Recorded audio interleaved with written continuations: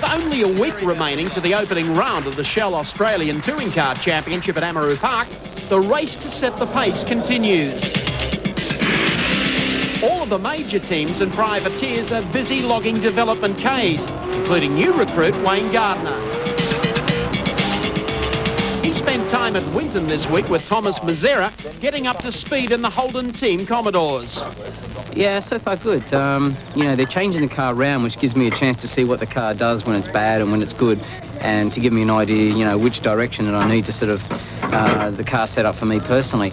And for me, you know, just getting some time in testing is the most important thing. And, you know, my second day out, I'm quite pleased with it, actually. It's good fun, and, you know, the times are respectable. So I think just a bit more time, a bit more experience, I think it'll improve from there.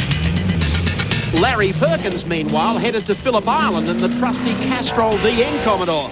Perkins will stick with the older model Holden for the early runs of the Shell Nationals before stepping up to the VP V8. We've now got a formula in Australia that a lot more people can relate to. The entrants can actually afford it to a much higher degree than they could before. Look, let's face it, those Sierras and Nissan four-wheel drive, you know, off-road vehicles, look, they weren't our normal cars. The Holden and Falcon, you can go and buy one, you can prepare one, you can get it on the track, and that's just got to be good. Another driver likely to make his mark on the power circuit is Seven's own Neil Crompton. He's teamed with Bob Forbes in the new GIO Australia Commodore. In testing at Eastern Creek, Crompton was the quickest of the Holden pilots, while Dick Johnson and John Bower showed they won't be too far behind Glenn Seaton and the Peter Jackson Falcon when the green flag drops at Amaroo.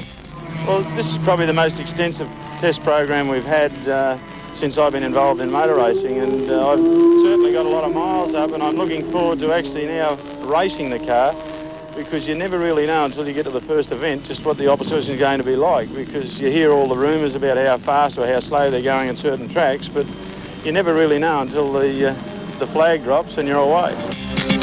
Seaton obviously remains the man to beat after winning the Winfield Triple Challenge at the Creek last month. Just who has the best package for the Shell Series should be known at Amaroo on Saturday when official qualifying gets underway.